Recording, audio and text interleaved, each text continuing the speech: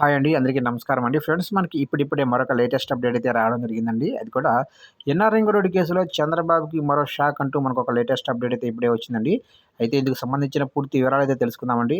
Video ఎక్కడ skip చేయకుండా చూడండి ఫ్రెండ్స్. అప్పుడే మనకి పూర్తి సమాచారం అయితే అందుతుంది. ఇక లేట్ చేయకుండా వివరాల్లోకి తెలిపోదాము. ఇక్కడైతే చూడండి ఫ్రెండ్స్. టీడీపీ అధినేత చంద్రబాబుకు ఏపీ సిఐడి షాక్ ఇచ్చింది. ఎన్ఆర్ రింగ్ రోడ్డు కేసులో ఏసీపీ కోర్టులో సిఐడి షార్ట్ షీట్ దాఖలైతే చేసింది. ఇకపోతే ఏ1గా చంద్రబాబు, ఏ2గా మాజీ మంత్రి నారాయణ పేర్లను జోడించింది. లోకేష్, లింగమనేని, రాజశేఖర్, రమేష్లను ముద్దాయిలుగా పేర్కొంది.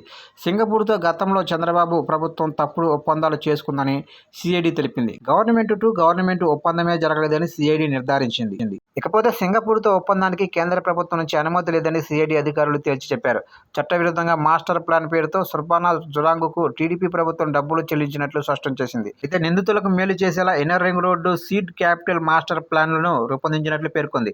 లింగమనేని, మాజీ మంత్రి నారాయణ భూములకు అనుగుణంగా ఎన్ఆర్ రింగ్ రోడ్డు మాస్టర్ ప్లాన్ను మార్చినట్లు సిఐడి ఛార్జ్ షీట్లో పేర్కొంది.